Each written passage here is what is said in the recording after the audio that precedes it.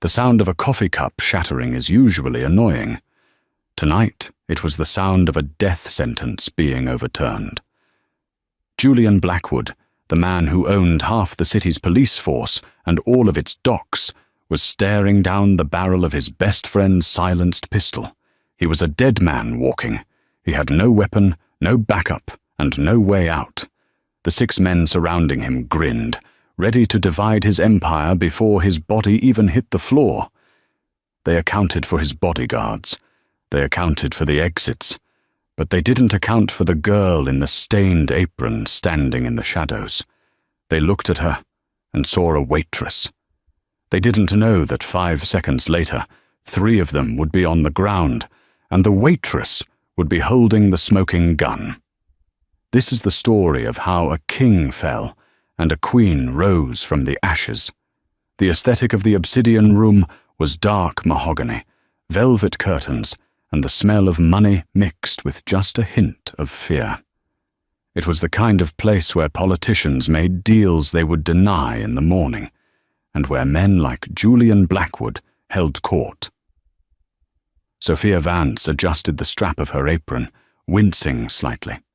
The bruise on her ribcage from her training session earlier that morning was throbbing. To the patrons of the obsidian room, Sophia was nobody. She was a ghost in a black uniform, a vessel for scotch and overpriced steak. She had mastered the art of being invisible. She kept her eyes down, her movements efficient, and her mouth shut. That was the rule of survival she had learned from her father, a man whose name was whispered in military black sites rather than dinner parties. If they don't see you, they can't kill you. Table 4 needs a refill on the Macallan. The floor manager, a sweaty man named Greg, hissed at her as she passed the bar. "And fix your hair.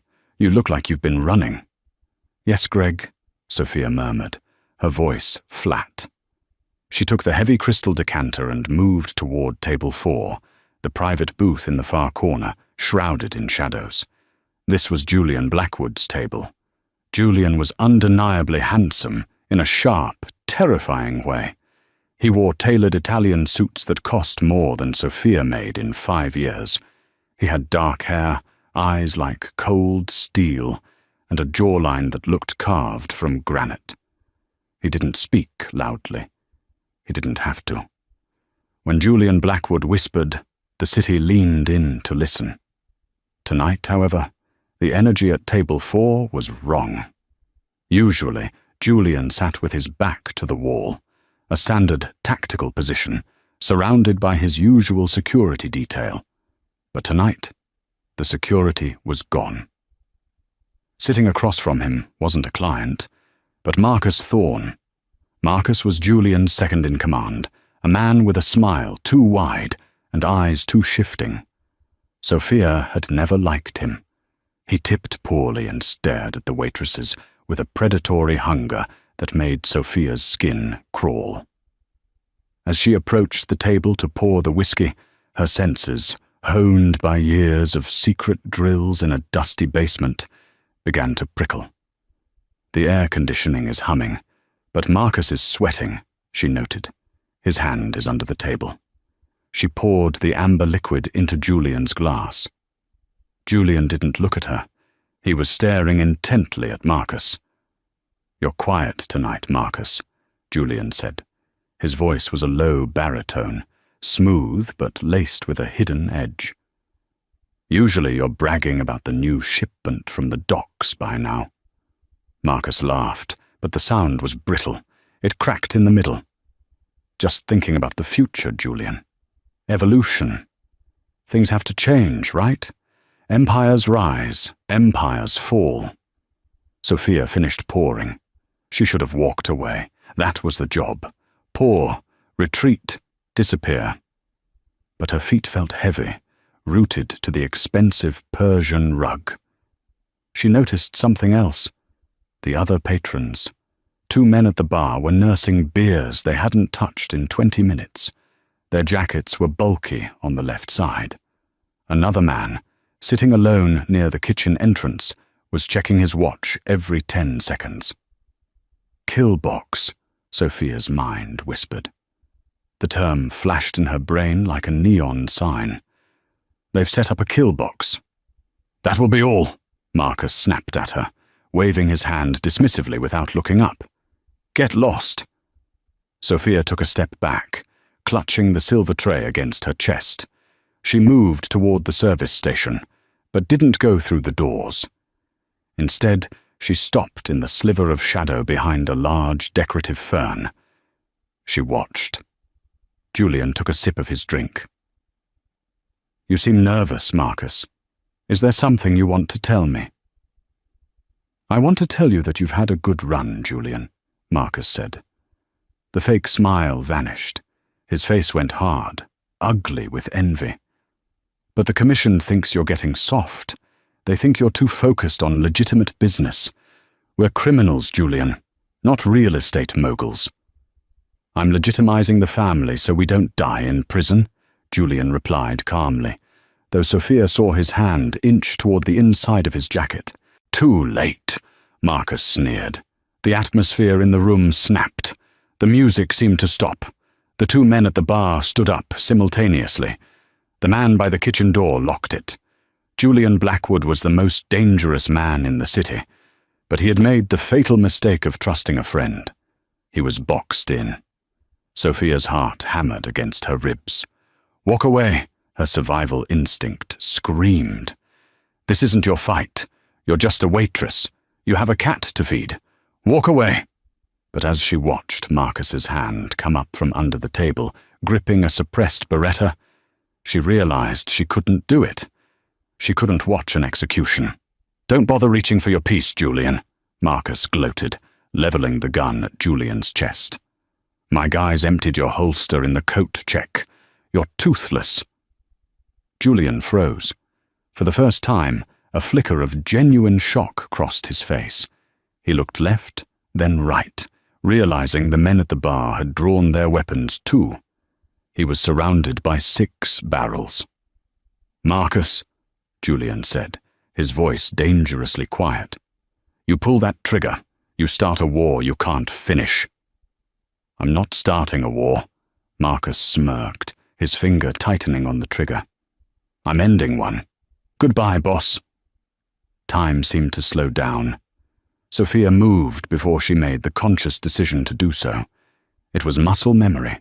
It was the years of her father throwing tennis balls at her while she was blindfolded, forcing her to react to sound and air pressure. She didn't run. She didn't scream. She flowed. Sophia sprinted from the shadows, closing the 10-foot gap between the service station and table 4 in 2 strides. As she ran, she shifted her grip on the heavy silver serving tray. It wasn't a tray anymore.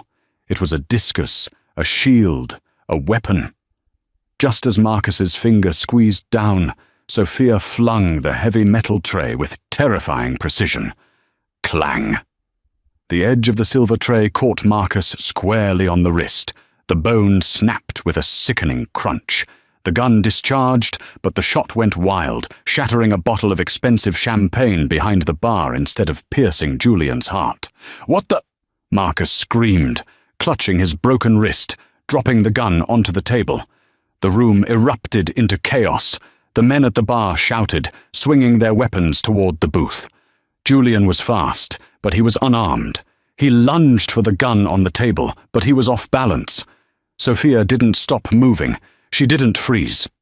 She slid across the polished floor in her sensible work shoes, coming to a stop right beside the table. Her hand snatched the Beretta before it even stopped spinning. She didn't hold it like a waitress holding a dirty rag. She held it with a 2-handed grip, thumbs forward, elbows locked, stance wide. Breath out. Squeeze. Bang. Bang. 2 controlled shots. The man by the kitchen door dropped, clutching his shoulder. The 2 men at the bar hesitated, shocked by the sight of the petite waitress handling a firearm like a Navy SEAL. That hesitation was their funeral. "Get down!" Sophia screamed at Julian. She didn't wait for him to comply. She grabbed the lapel of his $3,000 suit and yanked him down behind the overturned heavy oak table, just as the air above them filled with lead. Bullets shredded the velvet booth, sending feathers and wood splinters flying.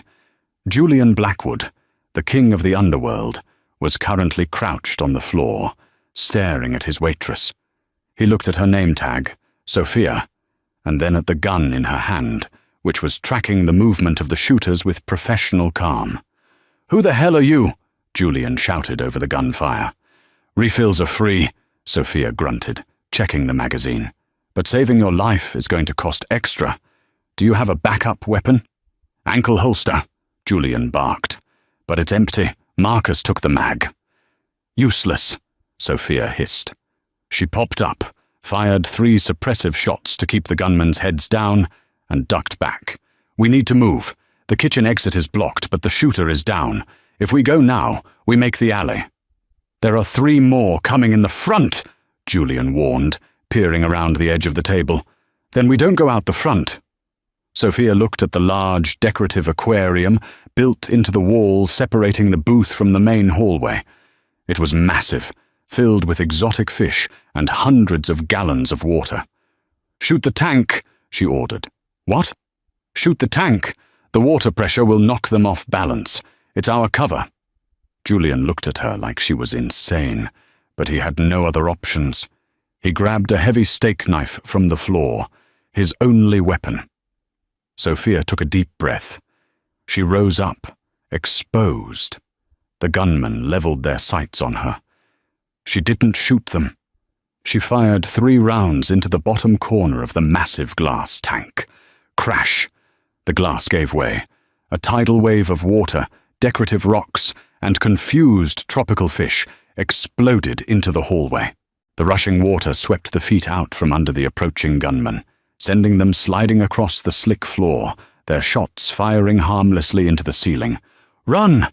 Sophia grabbed Julian's arm. They sprinted through the chaotic flood, splashing through the water. Sophia fired 1 shot behind her, not to kill, but to shatter the overhead lights, plunging the room into darkness. They burst through the kitchen doors. The chefs were cowering under the stainless steel counters. Sophia knew the layout perfectly. She navigated the maze of stoves and prep tables, dragging the mafia boss behind her. They burst out into the cool night air of the alleyway. The smell of garbage and rain hit them. "My car!" Julian gasped, pointing toward a sleek black Mercedes parked at the end of the alley. "It's armored." "Keys?" "In my pocket." They ran. Behind them, the back door of the restaurant flew open. Marcus, cradling his broken wrist, stumbled out, screaming. "Kill them! I want them both dead, especially the girl!" Bullets pinged off the brick walls around them. Sophia spun around, walking backward as she fired. She counted her rounds. 3 left. She aimed for the transformer box on the telephone pole above Marcus's head. Bang! Sparks rained down like fireworks, creating a wall of fire and electricity between them and their pursuers. Marcus scrambled back to avoid being electrocuted. They reached the Mercedes. Julian fumbled with the fob, his hands shaking from the adrenaline dump. The lights flashed. "Get in!" he roared. Sophia dove into the passenger seat just as Julian slammed the car into gear. The tires screeched, burning rubber as the heavy vehicle shot forward, clipping a dumpster before roaring onto the main street. Sophia slumped back in the leather seat, her chest heaving. She still held the gun, her finger indexed safely along the barrel. She looked down at her apron. It was covered in water, fish tank gravel, and a smear of someone else's blood. The silence in the car was deafening. Julian drove aggressively, weaving through traffic on 5th Avenue, checking his rearview mirror constantly. Once he was sure they weren't being followed, he slowed down slightly. He didn't look at the road. He turned his head and stared at Sophia. His eyes were calculating, intense, and filled with a terrifying curiosity. "You handled that Beretta better than my head of security," Julian said, his voice low. "You knew about suppressive fire. You knew how to clear a fatal funnel. You shot out the lights to destroy their night vision." Sophia didn't look at him. She stared out the window at the blurring city lights. "I watch a lot of action movies, Mr. Blackwood." "Bullshit." Julian slammed his hand on the steering wheel. "Who sent you? Are you a plant? Federal agent?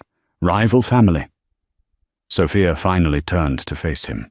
Her eyes were tired, stripping away the subservient waitress mask she had worn for 2 years. "If I was sent to kill you, Julian, I would have let Marcus pull the trigger, or I would have shot you myself in the chaos." Julian paused. The logic was sound. "Then who are you?" "I'm just a waitress who wants to go home," Sophia lied. "Drop me off at the next corner." "Not a chance," Julian laughed, a dark, humorless sound. "Marcus knows your face now. He knows you saved me. You're marked, Sophia. You go back to your apartment. You'll be dead in an hour." Sophia felt a cold knot of dread in her stomach. He was right. She had exposed herself. The quiet life she had built, the shitty apartment, the stray cat she fed, the anonymity. It was all gone. "So what now?" she asked. "Now?" Julian checked his mirror again. "Now we go to ground, and you tell me exactly how a girl who serves steak for minimum wage learned to shoot like a contract killer." The safe house wasn't a house. It was a penthouse loft in a renovated industrial building on the edge of the Navy Yard. No doorman, private elevator, reinforced steel walls disguised as exposed brick chic. Julian keyed in a code, and the heavy metal doors hissed open. He shoved Sophia inside first, a habit of protection, or perhaps he just wanted to keep his eyes on her. The adrenaline was fading, replaced by the sharp sting of bruises and the dull ache of reality. Julian tossed his keys on a glass table and immediately went to a wall panel. He tapped a screen. Steel shutters descended over the floor-to-ceiling windows, sealing them inside a metal box. "Safe," Julian breathed out, loosening his tie. He walked over to a wet bar and poured 2 glasses of vodka. "No ice." He slid one across the marble counter toward Sophia. "Drink. It stops the shaking." Sophia looked at her hands. They weren't shaking. She took the glass anyway, the burn of the alcohol grounding her. "Sit," Julian commanded, pointing to a leather armchair. Sophia sat, but she perched on the edge, ready to spring. Julian leaned against the counter, crossing his arms. His tuxedo shirt was unbuttoned at the collar, revealing a tattoo on his collarbone, a Latin phrase, mors vincit omnia, death conquers all. "I ran a background check on every employee at the Obsidian Room," Julian started, his eyes narrowing. "Sophia Vance, Social Security number issued in Ohio. High school diploma from a generic public school. No college. No criminal record. You pay your taxes early. You have a cat named Pickles." "His name is Puddles," Sophia corrected softly. "You are the most boring person on paper I have ever seen, which means the paper is a lie." Julian took a step closer. "Who taught you to shoot? And don't tell me it was movies." Sophia sighed. She knew this moment was coming. The anonymity she had cultivated for 5 years was shattered. "My name is Sophia," she said, meeting his gaze. "But Vance isn't my real last name. My father changed it when we went underground." "Who was your father?" "Silas Vane." Julian froze. The glass in his hand paused halfway to his mouth. The silence in the room grew heavy, suffocating. "Silas Vane," Julian repeated, his voice dropping an octave. "The CIA's cleaner? The man they called the architect? You've heard of him." "Heard of him?" "He's a bedtime story for criminals," Julian said, looking at her with a mixture of awe and horror. "They say he killed a cartel boss in Mexico with a ballpoint pen. They say he disappeared 10 years ago after stealing a ledger containing the names of every corrupt senator in Washington." "He didn't steal it," Sophia said bitterly. He tried to destroy it. They killed him for it. She stood up, pacing the room. He trained me since I was 6, not to be an assassin, but to survive. He knew his past would catch up to him. He taught me how to disappear, how to shoot, how to spot a tail. When he died, I ran. I became Sophia, the waitress. I wanted a normal life, Julian. I just wanted to be boring. Julian looked at her, really looked at her. For the first time, he didn't see a waitress anymore. He saw the daughter of a legend, a sleeper agent awakened by necessity. "Well," Julian said, downing his drink, "you failed at being boring tonight." "I saved your life." "You did," Julian admitted. He walked over to her, invading her personal space. The scent of expensive cologne and gunpowder filled her nose. "And now, Silas Vane's daughter is in the middle of a mafia war. Marcus won't stop, Sophia. He can't. If I live, he dies. It's binary. So call your men," Sophia said. "Rally the troops. Crush him." Julian let out a dark laugh. "It's not that simple. Marcus has been planning this coup for months. He didn't just turn the guys in the restaurant. He likely has half my capos on his payroll. If I call for backup, I might be calling my executioners. I need to know who is loyal before I make a move." He pulled a burner phone from a hidden drawer. "There's one man I trust. Arthur Sterling, my accountant. He knows where the money is buried. If Marcus wants the throne, he needs the keys to the kingdom. He'll go after Arthur." Julian dialed. He put it on speaker. Ring. Ring. "Julian?" The voice on the other end was frantic. "My God, the news says there was a shootout. Are you—" "I'm alive, Arthur. Barely. I'm at the safe house. The Spire." "The Spire?" Okay, good. You're safe there. Look, I have the encrypted ledgers. I'm heading to you now. I can be there in 20 minutes. Come alone, Arthur. Trust no one." "I know. I'm on my way." The line clicked dead. Julian exhaled. "Arthur is solid. He's been with my family since my father's days. Once he gets here with the funds, we can hire outside muscle. We can fight back." Sophia stood by the window, peering through the slats of the steel shutters. Something was nagging at her, a feeling in the back of her neck, a ghost of her father's voice. "Check the timeline, Sophia." "How far does Arthur live from here?" Sophia asked. "He lives in the suburbs."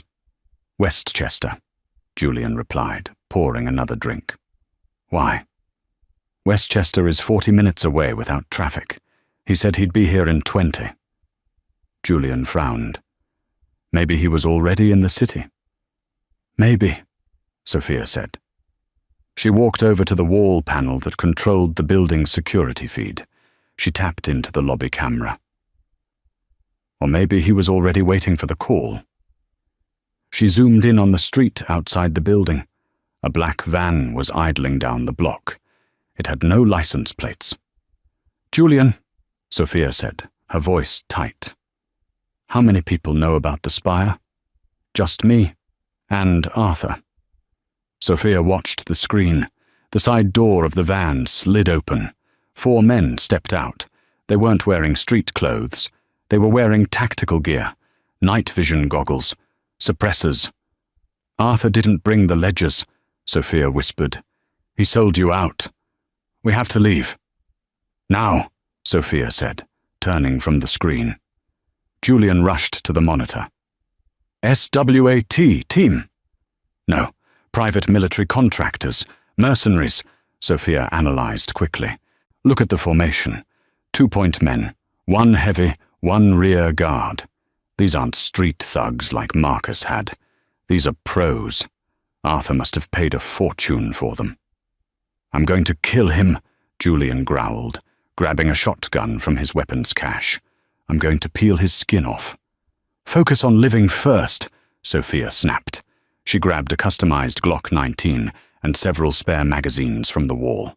She tossed a Kevlar vest to Julian. "Put this on. The elevator is compromised. They'll cut the power any second."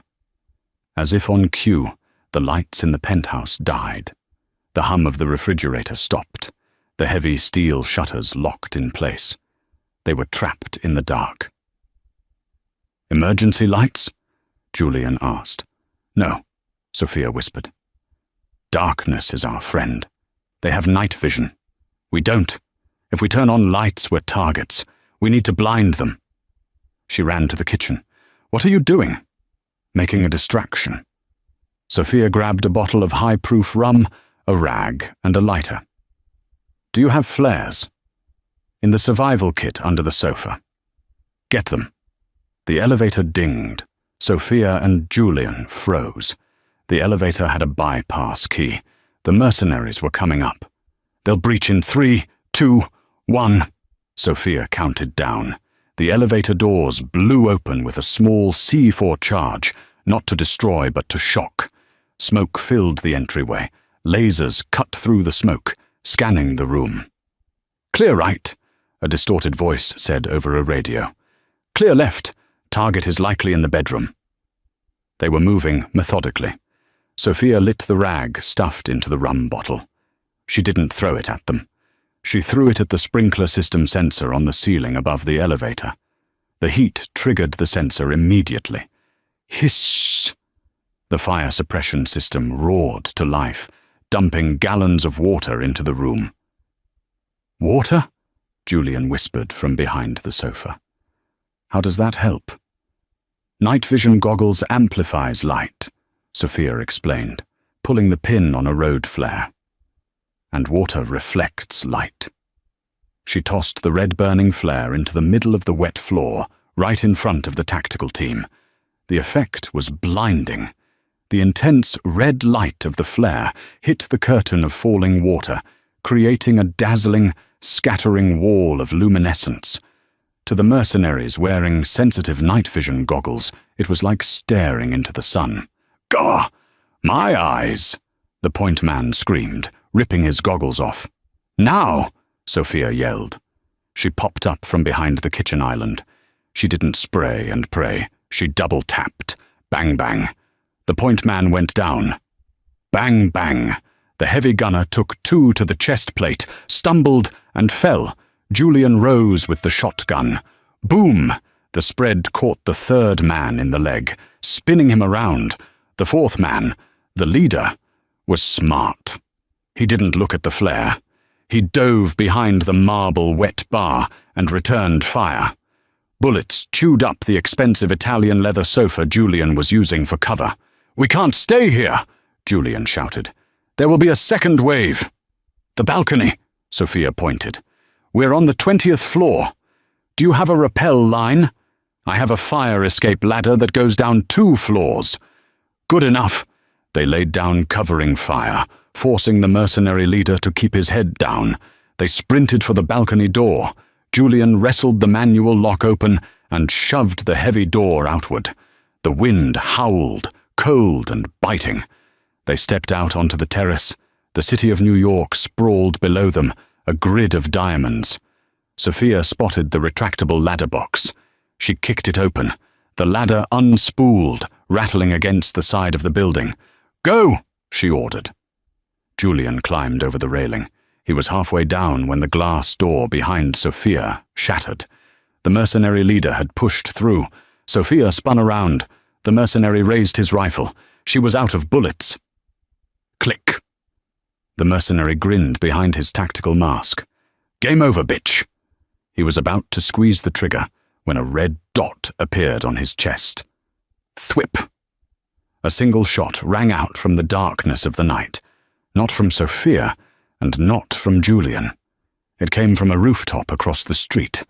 The mercenary's head snapped back, and he collapsed, dead before he hit the floor. Sophia stared at the body, then at the distant rooftop. She saw nothing but shadows. Someone had just saved her. But who? "Sophia! Move!" Julian screamed from below. She shook herself out of the daze and scrambled down the ladder. They didn't stop moving for 3 hours. They ditched the ladder on the 18th floor, broke a window to enter an office building, went down the service stairs, and exited through a loading dock. They stole a nondescript Honda Civic from a parking garage. Julian hotwired it, a skill from his youth that he clearly hadn't forgotten. They drove out of the city, crossing the bridge into Jersey. The skyline of Manhattan receded behind them, a glittering beast that had tried to chew them up and spit them out. They pulled into a dingy motel off the I-95 called the Sleeping Bear. It was the kind of place where people paid cash and nobody asked questions. Inside the room, the neon sign outside flickered, casting a rhythmic red glow across the peeling wallpaper. Julian sat on the edge of the bed, groaning as he pulled his shirt off. The Kevlar vest had stopped the bullets, but the impact had left massive, dark purple bruises across his ribs. Sophia went into the bathroom and came out with a wet towel. She knelt before him, dabbing the sweat and grime from his face. The dynamic had shifted. In the restaurant, she was the servant. In the safe house, she was the soldier. Here, in the quiet dark, they were just two survivors. "Who took that shot?" Julian asked, wincing as she pressed the cold towel against a bruise. "On the balcony. You were dead to rights. Someone sniped him." "I don't know," Sophia said softly. "But I have a theory. My father, he had friends. Ghosts, he called them. People who owed him favors. Before he died, he told me that if I was ever truly cornered, the shadows might blink." "So you have a guardian angel with a sniper rifle?" Julian tried to joke, but his voice was thick with exhaustion. "Maybe." Julian caught her hand. His grip was firm. "You saved me twice tonight. 3 times if you count the car ride. Why? You could have run in the alley. You could have left me at the safe house." Sophia looked at him. The distance between them closed. The adrenaline was gone, leaving behind a raw, magnetic pull. "I told you," she whispered. "I hate bullies. And Marcus is a bully." "Is that the only reason?" Julian searched her eyes. Sophia didn't answer. She didn't have to. The air between them crackled. Julian reached up, his hand cupping her cheek. His thumb brushed over a smudge of gunpowder on her cheekbone. "I can't promise you a happy ending, Sophia," he murmured. "I'm a bad man. I've done terrible things." "I know who you are, Julian Blackwood," she replied. "But tonight, you're just the guy who refused to die." He kissed her. It wasn't soft. It was desperate, fueled by the proximity of death and the fury of survival. It tasted like copper and fear and hope.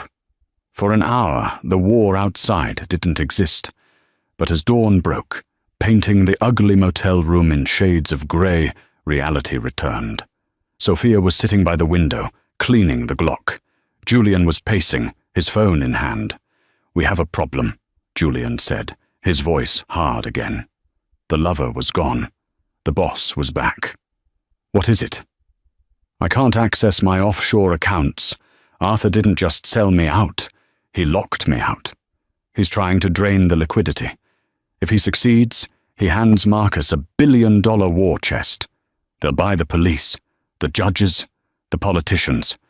I'll be a fugitive forever." Sophia racked the slide of the gun. "Where is Arthur now?" "He's smart. He'll be at the impenetrable fortress, the vault." "The vault?" "It's a private bank in the financial district.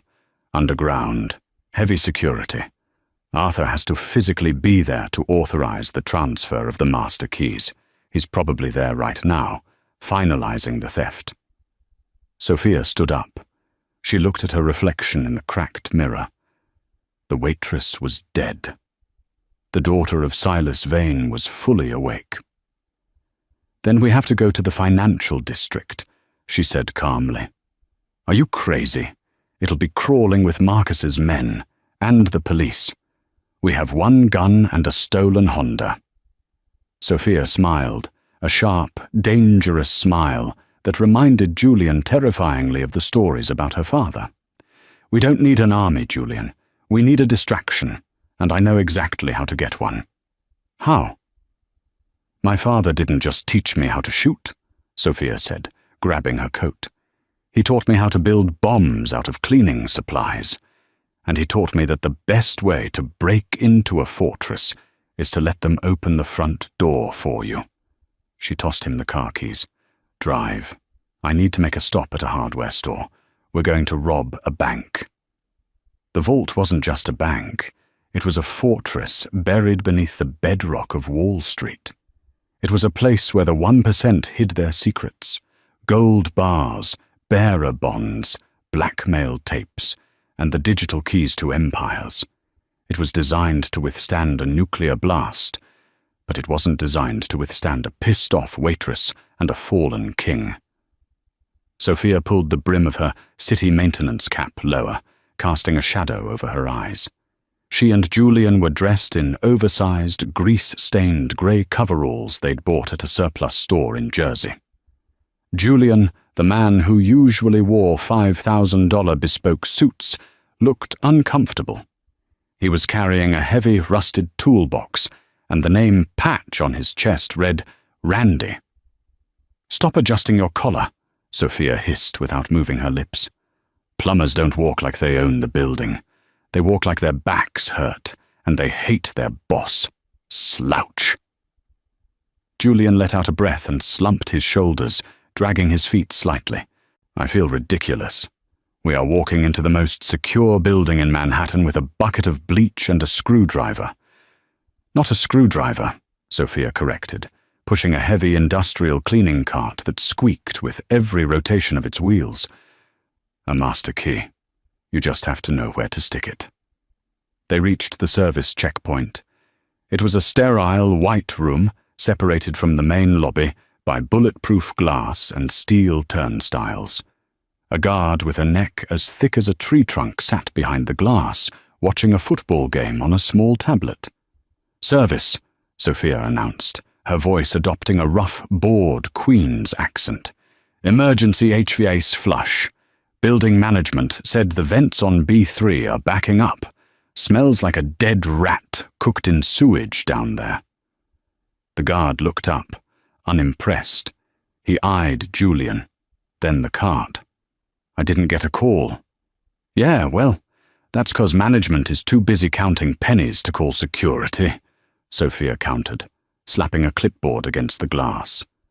She had forged the work order in the car using an old invoice and a steady hand.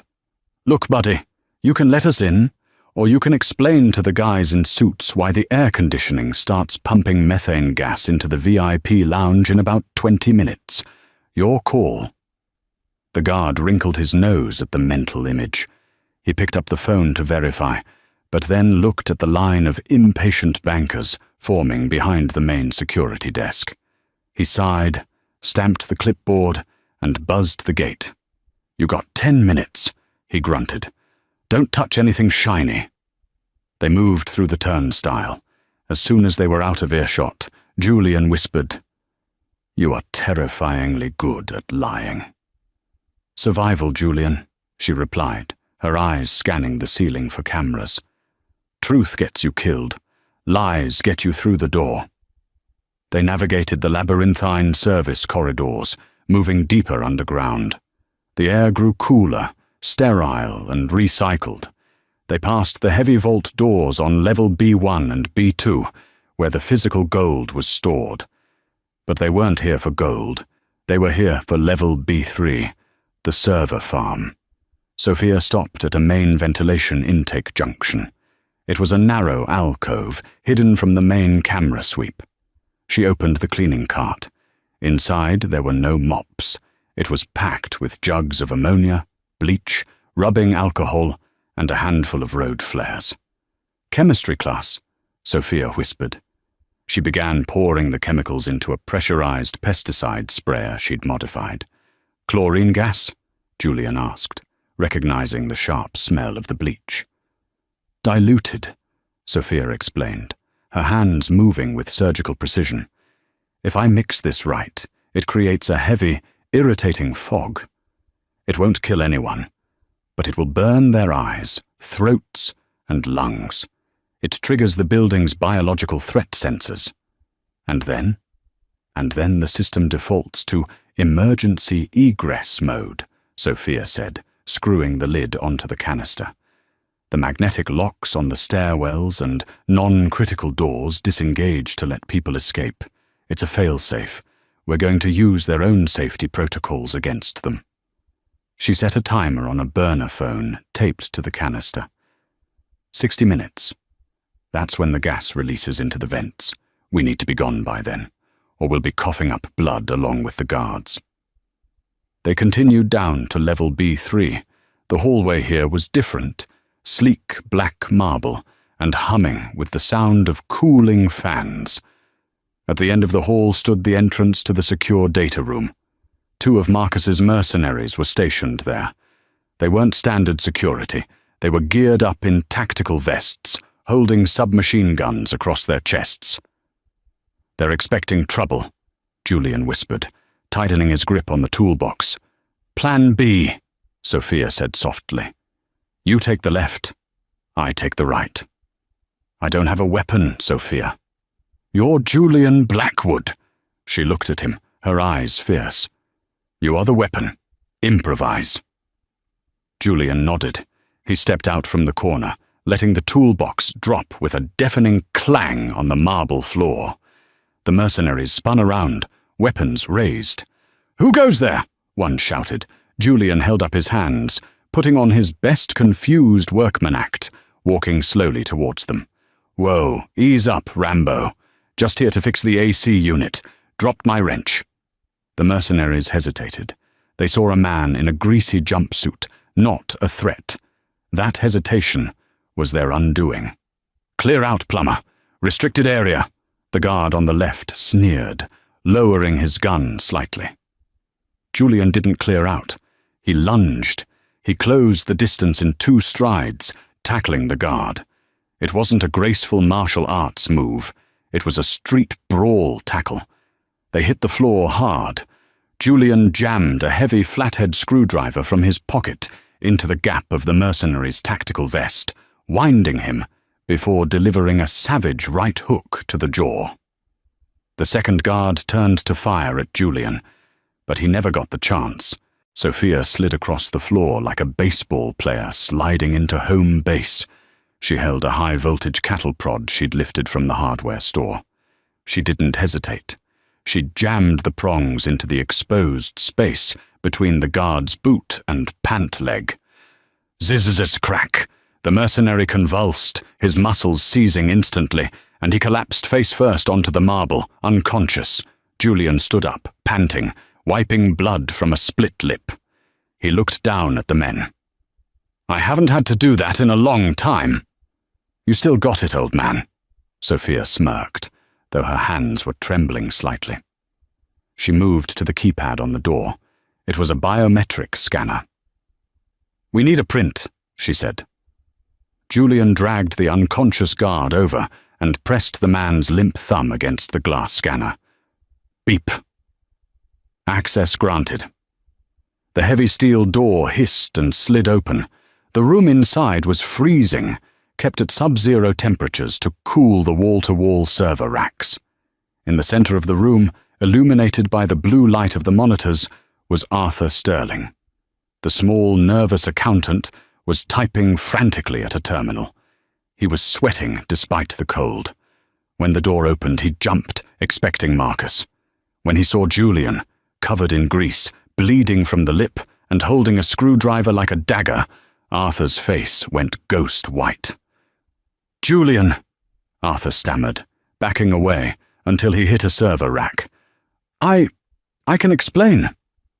Julian walked into the room slowly. The door hissed shut behind them, sealing the 3 of them inside the soundproof box. "Explain?" Julian's voice was dangerously calm. "Explain how you sold 20 years of friendship for a payout? Explain why my men were ambushed?" "I had no choice," Arthur cried, tears mixing with the sweat on his face. "Marcus, he's insane, Julian. He found out about my gambling debts. He threatened to expose me to the feds. He threatened my wife." "We don't trade lives, Arthur," Julian said, cornering him. "You should have come to me. I would have handled the debt. I would have protected you." "Protected me?" Arthur let out a hysterical laugh. "You were finished, Julian. Everyone said you were going soft. Marcus is the future. I just wanted to be on the winning side." Julian grabbed Arthur by the lapels of his expensive suit and slammed him against the server rack. "Look at me. Does it look like I'm finished?" "He's transferring the assets right now," Sophia shouted from the console. She had pushed past them and was typing furiously. "Julian, look at this. The transfer bar is at 95%. Julian released Arthur and rushed to the screen. "Stop it!" "I can't," Sophia said, her fingers flying across the keys. "It's a hard-coded blockchain transfer. Once it starts, it can't be paused. It's going to Marcus's offshore accounts in the Cayman Islands." "Redirect it," Julian ordered. "To where?" Sophia asked. "I can't route it to your accounts. Marcus has those flagged. If I send it anywhere he can access, he wins." The elevator dinged in the hallway outside. Heavy boots, lots of them, echoed on the marble. "They're here," Julian said, looking at the security feed on a side monitor. Marcus Thorne was stepping off the elevator, with 6 heavily armed men. "Julian," Sophia said, her voice steady. "I can rewrite the destination code. I can send the money into a digital black hole, a null address. The money won't exist anymore. Nobody gets it. Not Marcus. Not you."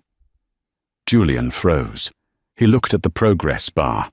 98%. This was everything. His retirement, his power, the leverage he held over judges and senators. If she hit that button, he would be penniless. He would be just another man in a cheap jumpsuit. "If you do that," Arthur whispered, horrified, "you burn down the kingdom. You'll be nothing." Julian looked at the screen. Then he looked at Sophia. She wasn't looking at the money. She was looking at him, waiting for his command. She was ready to die for him, but she needed to know what he stood for. "If I let Marcus take it, he uses that money to run this city into the ground," Julian said softly. The door handle to the server room began to turn. Sparks flew as Marcus's men started drilling the lock. Julian looked at Sophia. "Burn it!" "What?" Arthur screamed. "Burn it all down!" Julian roared. Sophia hit enter. The screen flashed red. "Error 404. Destination not found. Assets purged. Billions of dollars, accumulated over decades of crime and deals, vanished into the ether of the internet, deleted like a bad email." "You maniac!" Arthur shrieked, sliding to the floor in defeat. "He's going to kill us! He's going to skin us alive!" Boom! The server room door was blown off its hinges. Smoke filled the room. Marcus Thorne stepped through the haze, his assault rifle raised. He looked at the screen, saw the empty balance, and let out a scream of primal rage that shook the walls. "You stupid son of a bitch!" Marcus yelled, leveling his gun at Julian's chest. "You think this is a victory? You just dug your own grave." Julian stepped in front of Sophia, shielding her with his body. He held nothing but a screwdriver. He smiled. "Maybe," Julian said. "But at least I'm not you." Marcus's finger tightened on the trigger. "Kill them," Marcus ordered his men. "Kill them all." Sophia closed her eyes, her hand gripping the back of Julian's coveralls. This was it. Click. The lights in the server room flickered and died. A red emergency strobe began to pulse, and then a voice, gravelly, calm, and terrifyingly familiar, crackled over the room's intercom system. "Gentlemen, you seem to have made a mistake." Marcus Thorne stepped through the smoke, an assault rifle in his hands. He was flanked by 6 heavily armed men. He looked at the computer screen, then at Julian. "You stupid son of a bitch," Marcus hissed, his face twisting into a mask of pure rage. You just erased the kingdom. Better to burn the throne than let a rat sit on it, Julian said, standing in front of Sophia. Kill them, Marcus ordered. Kill them slow. The mercenaries raised their weapons. There was no cover, no exit. This was it. Sophia reached for her gun, but she knew she wasn't fast enough to take out 7 men. She tightened her grip on Julian's arm. Click. The lights in the server room flickered. A high-pitched whine filled the air. The sound of the building's PA system activating. Security Protocol Omega initiated, a robotic voice announced. Unauthorized biological agent detected in ventilation, ceiling level B3. What? Marcus looked up. Suddenly, the heavy blast doors at the entrance of the room, the ones designed to protect the servers from nuclear EMPs, slammed shut, sealing everyone inside. You trapped us in here with them? Marcus laughed nervously. You trapped yourself too, Julian. I didn't trigger the doors, Sophia whispered to Julian. The gas timer hasn't gone off yet. A voice crackled over the room's intercom. It wasn't the robotic security voice. It was a human voice, gravelly, aged, terrifyingly calm. Gentlemen, the voice said, you seem to have made a mistake. You threatened my retirement plan. Sophia gasped. Her knees nearly buckled. She knew that voice. She hadn't heard it in 10 years, but she knew it better than her own heartbeat. Dad, she whispered. Marcus spun around, looking for the source of the voice. Who is this? Look at the camera, the voice commanded. Everyone turned to the security camera in the corner of the room. The red light blinked once. Drop your weapons, Silas Vane said over the speakers, or I vent the halon gas system. It sucks the oxygen out of the room in 10 seconds. You will all suffocate before you hit the floor. He's bluffing, Marcus screamed. Open fire! Whoosh! A jet of white gas erupted from the ceiling nozzles. Panic ensued. The mercenaries dropped their guns, clawing at their throats, gasping for air that wasn't there. Marcus fell to his knees, his face turning purple. Dad, stop! Sophia screamed at the camera. You'll kill Julian. The gas hissed to a halt. The ventilation reversed, sucking the halon out and pumping fresh air in. The mercenaries were unconscious, sprawled on the floor. Marcus was gasping, retching on the ground, too weak to lift his rifle. The blast doors hissed open. Standing in the hallway wasn't a tactical team. It was one man. He was older, his hair silver, wearing a long trench coat and holding a suppressed sniper rifle casually at his side. He looked like a grandfather, except for the predator's eyes. Silas Vane walked into the room. He didn't look at Julian. He walked straight to Sophia. You have a smudge on your cheek, Elle, he said softly. Sophia stared at him, tears welling in her eyes, mixed with fury. You were dead. I buried an empty coffin. I had to go away, to keep you safe, Silas said. But then you decided to start dating the mob. He finally looked at Julian.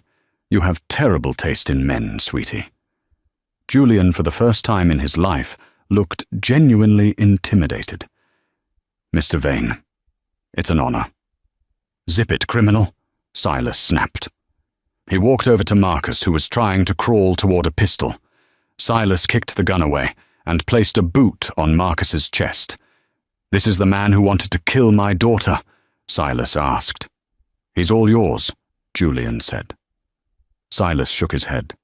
No, I'm retired. I just came to clear the board. This is your world, Julian. You clean up your own trash. Silas turned back to Sophia. I can't stay. The agency knows I'm active again. I bought you time, Sophia. But you have a choice now. You can come with me, disappear again, become a ghost, or... He gestured to Julian and the empire that lay in ruins. You can stay and rebuild. Sophia looked at her father. Then she looked at Julian, bruised, battered, broke, but standing tall. She looked at the unconscious mercenaries and the treacherous Marcus. She realized she didn't want to be invisible anymore. She didn't want to serve coffee and hide. "I'm done running, Dad," Sophia said. Silas smiled, a genuine, proud smile. "I figured. You always were stubborn, just like your mother." He leaned in and kissed her forehead. "Watch your six, kid." And just like that, the ghost vanished. Silas Vane walked out of the room, turned the corner, and was gone. Julian walked over to Sophia. They stood over Marcus, who was looking up at them in terror. "The money is gone, Julian," Marcus wheezed. "You have nothing, no empire, no soldiers." Julian looked at Sophia. She was holding the Glock, her stance perfect, her eyes fierce. "I have the girl," Julian said, "and we have a lot of work to do." The reopening of the Obsidian Room was the social event of the season. The renovations were sleek, modern, and expensive. Julian Blackwood stood on the balcony, watching the crowd below. He wore a new tuxedo, sharper than before. The doors opened, and a woman stepped out. She wasn't wearing an apron. She was wearing a backless emerald gown that cost more than the building. She held a glass of champagne, but her eyes were scanning the room, analyzing threats, checking exits, reading body language. "Table 6 is rowdy," Sophia said, stepping up beside him. "And the senator in the corner is wearing a wire." "I'll handle the senator," Julian said, wrapping an arm around her waist. "You handle the security team?" "Already done. I fired the new guys, hired some of my father's old contacts, professionals." Julian smiled. "You know, they're calling you the Iron Queen. They say you're more dangerous than I am." Sophia took a sip of champagne, the diamond on her finger catching the light. Not an engagement ring, but a promise of partnership. "They're right," she whispered, leaning into him. "I fired the first shot, remember?" Julian laughed. "How could I forget?